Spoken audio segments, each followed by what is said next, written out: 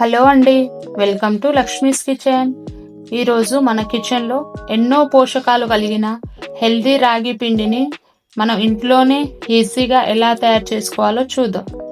మనందరికీ తెలుసు కదా, రాగి పిండి వలన ఎన్నో ఆరోగ్యకరమైన లాభాలు ఉన్నాయని. ఈ పిండి వల్ల ఎముకల్లో బలం వస్తుంది, బరువు తగ్గడానికి, షుగర్ కంట్రోల్ చేయడంలో కూడా హెల్ప్ చేస్తుంది, మన శరీరానికి కావలసిన శక్తిని ఇస్తుంది. మరి ఇన్ని బెనిఫిట్స్ ఉన్న రాగి పిండిని మన ఇంట్లోనే ఈజీగా ఎలా తయారు చేసుకోవాలో చూద్దాం.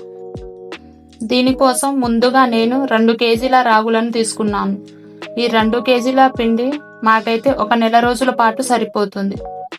ఈ రాగులను ముందుగా శుభ్రంగా కడుక్కోవాలి. చూశారుగా ఎంత మురికి వస్తుందో. బయట మనం కొనే రాగి పిండిలో ఈ మురికంతా సరిగా క్లీన్ చేస్తారో లేదో మనకు తెలియదు.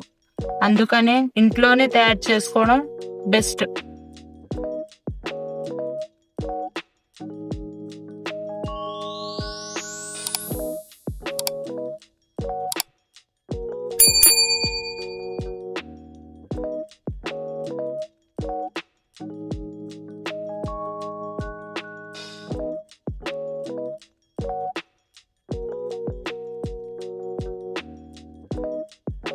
ఈ మురికంతా పోయి నీళ్లు క్లీన్ గా కనిపించే వరకు శుభ్రంగా కడుక్కోవాలి.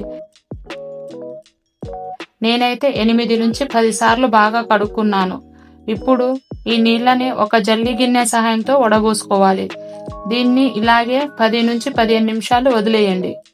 15 నిమిషాల తర్వాత నేను ఫ్యాన్ కిందనే ఆరబెడుతున్నాను, ఎందుకంటే మాకు ఫ్లాట్లో ఎండ అంతా తగలదు కాబట్టి.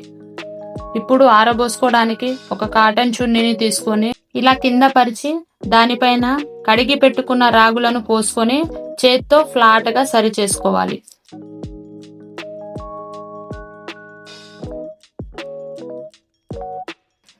ఈ రాగులు ఇలా ఫ్యాన్ కింద ఆరడానికి 8 నుంచి 10 గంటల సమయం తీసుకుంటుంది. కావాలంటే మధ్య మధ్యలో రాగులను చేత్తో మళ్ళీ సరి చేసుకోండి. 8 నుంచి 10 గంటల తర్వాత చూపిస్తున్నాను. ఫ్యాన్ కింద అయిన రాగులు చాలా బాగా డ్రై అయ్యాయి. ఇప్పుడు వీటిని మిక్సీ పట్టుకోవడమే. మిక్సీ పట్టిన పిండిని జల్లెడ పట్టుకోవాలి. జల్లెడలో మిగిలిన పిండిని అంతా ఒక గిన్నెలో వేసుకోండి.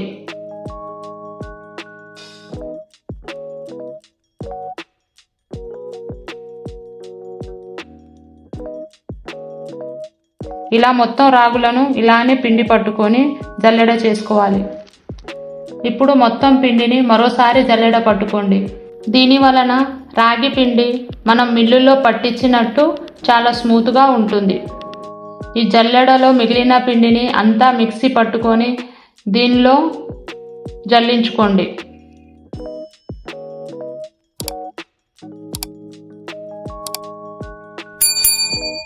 ఇప్పుడు ఈ పిండిని స్టోరేజ్ బాక్స్లో స్టోరేజ్ చేసుకోండి. ఈ పిండితో మనం జావా, సంగటి, ఇడ్లీ, దోశ, లడ్లు, చపాతీలాగా కూడా చేసుకోవచ్చు. ఇలాంటి మరిన్ని రెసిపీస్ కోసం నా ఛానల్ని లైక్ అండ్ సబ్స్క్రైబ్ చేసుకోండి.